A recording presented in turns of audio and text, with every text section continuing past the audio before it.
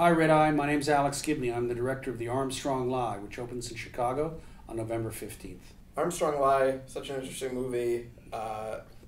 Certainly, it's no secret that everyone thinks they won't get caught when they do something wrong. Athletes, politicians. What are the chances that any people in power will ever look at history and say, everyone gets caught eventually, I'm just not going to do this? It seems, given what we know so far, that the chances of that are pretty slim. There seems to be something that goes on in the human mind that imagines that that they'll get away with it, that we'll all get away with it, that if we just do it and we do it smart, nothing will happen. It is amazing, that process. How many movies have we seen where you hear the dastardly villains say, "I've committed the perfect crime," and they get caught, right? Roughly 99% of the time. Exactly. Many of your movies touch on that aspect as well. Does that blow your mind that, if I'm almost a professional athlete. I'm probably going to make that transition next year. Good for you. If I were even considering... Have you picked a sport yet?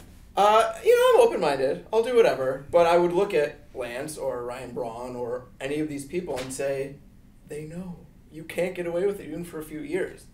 But do you think is there some of that that's even if you get caught, if you can be a champion for a few years, it's worth it to an extent? I don't think they think of it that way. Lance clearly says in the film, he says, I certainly thought I would never get caught. That's why he did it. But I don't think it ever happens all at once. You don't jump in with both feet. You don't jump in and say, okay, I'm going to start doping and then I'm going to be a champion and it's all going to work out great. It's usually a gradual process. Everybody around me is doing it,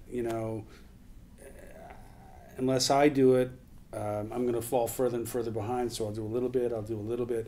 It's almost always that kind of step-by-step process. It never happens big. And that's how people's minds allow themselves to do it. Now, mind you, we say everybody always gets caught. I don't think that's really true. I think there are a lot of people on Wall Street who never got caught. I think there are probably a lot of people in professional sports who never got caught. Or who managed to say, well, even though I might have done it, it doesn't really matter. And honestly, that's the situation that Lance was in. We forget. It wasn't like when he went on Oprah, suddenly all was revealed and we were all shocked because there had never been any allegations of doping before. The fact was, for a long time, from 1999, even then, there were allegations of doping. But everybody wanted to believe that Lance was clean. So we all agreed that because there was no proof, we should just say he was clean. Have you ever had a nightmare and woken up and remembered that the dream was about you actually making the original Armstrong film that you had got, and that came out, and then you found out later, oops. Whoops, it got out of the cutting room. I sent the wrong one to the laboratory. Yeah. The truth is, and I don't want to sound defensive when I say this, but the truth is that the original film was naive and not as tough as it needed to be given how things changed. But it also wasn't clueless. There was a pretty big section about doping in that film and the implication that Armstrong was coming back to try to resolve those questions in the past. Like if he could show everybody he was clean in 2009, maybe they would forget about the past. So it was there. But did I dodge a bullet in terms of that film not coming out? Yeah. Do you feel either at the time or looking back on it now that other subjects have tried to dupe you? Sure, and I think they all do. I'm serious. I think that everybody tells stories in ways that they want to hear them. So generally speaking, most people don't tell you, I'm going to tell you my story in the way that's most critical of my role. They do just the opposite. So the job then is, sometimes you get really thoughtful people who've been through some kind of trauma and are willing to reflect on where they've gone wrong. But that's rare. Very often people are telling their versions of the story. And I think it's become even more problematic today where we live in a world of such press agentry, that everything is spin. And the idea is you go in, you tell your story forcefully, and you stick to that story. And reflection is not permitted. And in fact, one of the reasons I think reflection is not permitted or not encouraged is because the moment somebody looks reflective and said, oh, I might have made a mistake way back then, somebody pounces at, he said he made a mistake. Right. So, everything's bullshit now. Well, it seems to me that we should allow for a world in which people can make mistakes and then learn from their mistakes. If someone is identified as a liar and that they've been doing it for a long time and that, as it seems in this case, only eventually told some or all of the truth when they had no other choice, how can they ever not be seen as a liar anymore? Well, I think it's hard. I think that's Lance Armstrong's problem now. Like he says, he's adamant that he did not dope in 2009. Still. But which you based don't on believe what and many others don't based seem to on believe based on either. what I've been through and the evidence that I've seen, I find it very hard to believe. I can't say it's impossible because we don't know. We don't have the tangible proof. But like I say, I find it very hard to believe. Do you think that takes away any appreciation that someone could have for him finally coming clean about the other stuff? Does the fact that he still even has a certain appearance of being deceptive in that other stuff makes you almost look at the other stuff and be like, big deal. He's not willing to go the full distance and say, I'm going to be a transparent, honest person. Well, I think in a way that's why he didn't get the kind of support that he was expecting to get after coming clean on Oprah. Because there was perception after that initial phase of the interview, which is the best part, where he's just answering those yes and no questions, that he's still trying to split hairs. He's still trying to shade the truth. And I think people expected him to come clean, come completely clean. Now, he's probably using that as a bargaining chip, or he's nervous about future legal proceedings, or he's trying to protect pals who have protected him and possibly lied for him in the past. All that may be true. But from our perspective, I think we expected him to come clean, completely clean, because that's the only way you can begin to start to trust somebody again, is to believe that they're telling you the whole truth and nothing but the truth. And will continue to do so. Correct. You're obviously very interested in controversial figures, people that have made an impact and wanting to get the story. I was hoping we could play a little bit of a game, all with three of your subjects: Eliot Spitzer, Julian Assange, Lance Armstrong. I'll give you a situation or a phrase, and you tell me which one applies to which one the most. And if you have an explanation or a story, then feel free to give that. Does that work for you? Okay, we'll give it a shot. Eliot Spitzer, Julian Assange. I'm not sure. I won't promise to play by the rules of the game, but let's start to play and see what happens. That's okay. Eliot Spitzer, Julian Assange, or Lance Armstrong. Biggest contribution to society. Eliot Spitzer. How come? I think he showed what you can do when you forcefully engage the powerful, when you go toe-to-toe with them and really hold them to account. Person who will have the hardest time redeeming themselves. Lance Armstrong. And the reason is he sold a lie that was so big that he implicated so many people in it and made people believe so fervently, and he went after people much weaker than he in such a brutal fashion that people will find that very hard to forgive. Most surprising scandal. Eliot Spitzer. Really? More than Lance?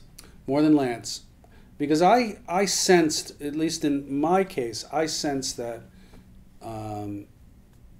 in the world of sports, some kind of doping had probably gone on in those tours, particularly if you look at all the people who shared the podium with him, and Sure. they had been doping.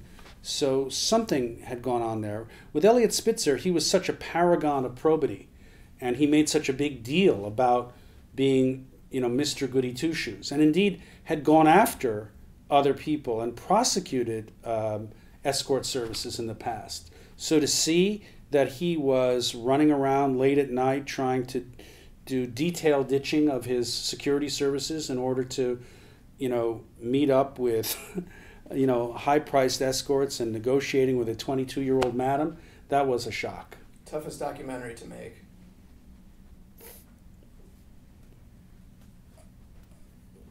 We Steal Secrets.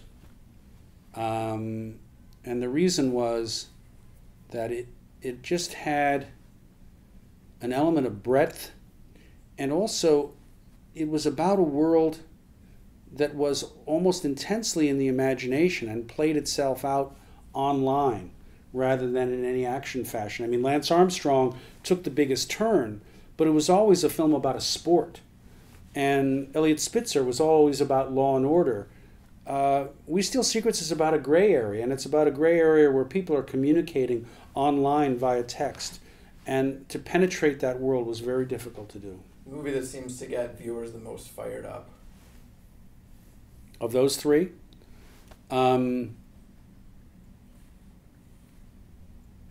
probably The Armstrong Lie. I think there is an intensity of anger toward Armstrong that is really extreme. I mean, you go around the country now and talk to people, and they are still inflamed because they feel that he transgressed against their very best instincts. That is to say, they gave him all the credit in the world for what he was doing with cancer survivors. And in fact, that ended up being part of his elaborate deception. Who you'd most want to get a beer with? That's a tough one. Not Julian Assange. But I would tell you that both Lance Armstrong and Eliot Spitzer are fun to have a beer with. Why not Julian? I thought you have not met him. Is that right? I have met him. Yeah, he just wouldn't sit down for an interview with you. He did. In fact, I did. I believe I didn't have a beer with him. I had a tea with him, and then I had a 6-hour sit-down interview with him where we were negotiating over whether or not he would sit down, and I had to beg him, for 30 to 60 seconds to go to the bathroom so I could, just take a break.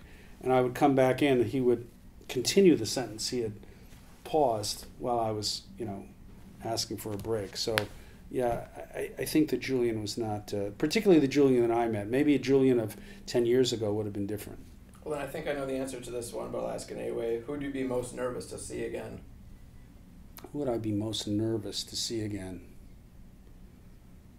I don't know that I would be nervous with any of those three guys. I'm always interested in that. I mean, I'd be interested in meeting Assange, except that if he started to make a speech, I would probably run out of the room screaming. You said that you feel like everyone, when you're trying to get their story, everyone lies to an extent that they're telling the story the way they want to tell it. Do you look back on any of the other films you've made, things that people said to you that you feel like you were duped in any degree, even if you just feel like you wish you would have followed up on something more? That's a really good question.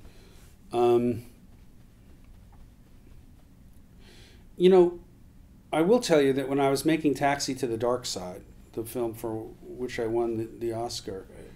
There was a period where, it was a film about a brutal murder in an American prison in Bagram in Afghanistan by guards and interrogators of this young taxi cab driver. But having met them, I became so, I liked them so much. They were young kids, and some of them were pretty big physically, but they were quite innocent and wounded in some fundamental sense. And in making that film, I realized I gave them so much credit for that I'd kind of let them off the hook in terms of what they had done. I put that all on their higher-ups. I realized in some fundamental way that I had been not fooled, but allowed myself, because of my sympathy for them, not to hold them to account for what it was that they had done. And that taught me a much bigger lesson about some of this stuff. You can meet somebody and like them and think they're a nice guy, but still have to be willing to hold those folks to account. So in the case of those guards, I actually went back in and put in some material that was rather brutal detail about what they had done to this poor kid, because they were coming off almost too sympathetic. Mm-hmm. And I felt that needed to be balanced, that we had to reckon with the violence of what they themselves had done. And I think about that a lot with all three of these subjects. That is to say, there's a lot about each of them to admire, frankly, or be impressed by. And yet, for their actions, I think you have to be willing to hold them to account. And that's different. That's why I always reject, thumbs up or thumbs down, good guy or bad guy. It's really that simple. Lance doesn't want to see this movie. Have your other subjects wanted to? Spitzer wanted to see it immediately. Julian wanted to denounce it before he saw it, and did so. He got an audio tape recording and issued an annotated transcript of the film, which, because it was an audio tape recording, missed fully a third of the movie, which were the silent chats by Bradley Manning. Lance Armstrong may be the one who doesn't watch, which would be interesting, because he has a very particular idea about how his myth is curated. I can't help but think that someday, Lance always says he doesn't read the books about him. I find that hard to believe, because we know for a fact that Lance would reach out to journalists in extremely small towns in America if they wrote a bad word about him. And I think one of the things that unites these three people is they all have extremely narcissistic tendencies. They live in worlds in which they think a lot about who they are and how they are represented. Do you feel more attuned to people's dishonesty now? Is that something you learned from this experience? I think I was always attuned to people's dishonesty, but what I learned about this film was that I feel I need to be more attuned to how I get easily convinced by people and want to give them maybe too much credit. You put yourself in an emotional situation, which I think is a good thing. You don't want to be so cynical. You don't want to be in a position where you say, oh man, it's so hard, when you get jilted. I'm never going to fall in love again. You want to be able to be vulnerable, but at the same time, I think that I allowed myself in this film, and making the first film, to be convinced of things that I probably shouldn't have allowed myself to be convinced of. I admit I still haven't seen all of Chasing Hell. It's just too painful for me. Catching Hell. Catching Hell, of course. See, I want to put it out of my mind. I'm telling myself it's something else. If you could sit down with Steve Bartman, what would you want to ask him? I guess I would want to ask him why he was so adamant about wanting to remain anonymous. I find it the most interesting and intriguing thing about him. We know he was a dyed-in-the-wool, by all accounts still is a dyed-in-the-wool Cubs fan. But in this age when we live in a cult of celebrity, and when him standing up might have put an end to all the rancor, why did he insist on remaining so anonymous? I can appreciate that he was scared, because people were throwing rocks at him. Maybe if people had tackled him, they might have hurt him pretty bad. So I can appreciate that, but I guess I'd want to know, in the years since, why has he felt so strongly about wanting to remain anonymous? Especially when it could have been anyone, and it was not I think his fault. It could have been anyone, and it was certainly not his fault, and we know how many people were reaching for that foul ball. It happens in every game. Every game. And the idea that somehow, he tempted the fates or brought on a curse, or that it's Bartman's fault, is just insane. It goes against everything you know about sports. So you can't blame Bartman. But by all accounts, and I was talking to a few people earlier in Chicago today, people still do. You bring up the name Steve Bartman, and it's usually expletive deleted. Why is that? I think, or I hope, that the Cubs hold a Steve Bartman Day. And I think the Steve Bartman Day should happen whether Bartman comes or not. I hope he comes, but if he doesn't come, should hold it anyway. And everybody should dress up like Steve Bartman. Do you think he would come forward after the Cubs win the World Series? He might. I mean, that's what it took for Bill Buckner to come forward, which was part of the film Catching Hell. Suddenly the pressure is off a city. It's like, oh, it's not that festering wound. Right. But that's a little unfair too. I mean, I think in a way Chicago could be better than Boston in that sense. They could have the Steve Bartman day before they win the World Series. It's easier to have it after you win the World Series. It's tougher to do beforehand. That would be an interesting event. I wonder how that would go. Right. I wonder how many people would turn up and how many people would be willing to put themselves in the place of Steve Bartman.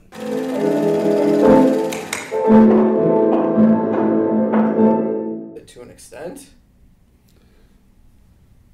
I don't think they think of it that way. I mean, Lance clearly says in the film, he says, I certainly thought I would never get caught. That's why he did it. But I don't think it ever happens all at once. You don't jump in with both feet. You don't jump in and say, okay, I'm going to start doping and then I'm going to be a champion and it's all going to work out great. It's usually a gradual process. Everybody around me is doing it, you know. Unless I do it, I'm going to fall further and further behind, so I'll do a little bit, I'll do a little bit. It's almost always that kind of step-by-step process. It never happens big. And that's how people's minds allow themselves to do it. Now, mind you, we say everybody always gets caught. I don't think that's really true. Up and remembered that the dream was about you actually making the original Armstrong film that you had got, and that came out, and then you found out later, oops. Whoops, it got out of the cutting room. I sent the wrong one to the laboratory. Yeah. I mean, the truth is, and I don't want to sound defensive when I say this, but the truth is that the original film was naive and not as tough as it needed to be given how things changed. But it also wasn't clueless. There was a pretty big section about doping in that film and the implication that Armstrong was coming back to try to resolve those questions in the past. Like if he could show everybody he was clean in 2009, maybe they would forget about the past. And we do it smart. Nothing will happen. It is amazing, that process. How many movies have we seen where you hear the dastardly villain say, "I have committed the perfect crime," and they get caught. Right. Roughly 99% of the time. Exactly. And many of your movies touch on that aspect as well. Does that blow your mind that, like, if I'm almost a professional athlete. I'm probably going to make that transition next year. Good for you. If I were even considering... Have you picked a sport yet? I'm open-minded. I'll do whatever. But I would look at Lance or Ryan Braun or any of these people and say, they know. You can't get away with it even for a few years. But do you think is there some of that that's like, well, even if you get caught, if you can be a champion for a few years, it's worth it?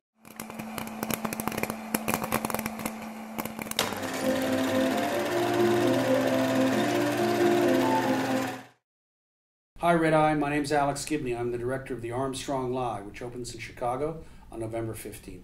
Armstrong Lie, such an interesting movie.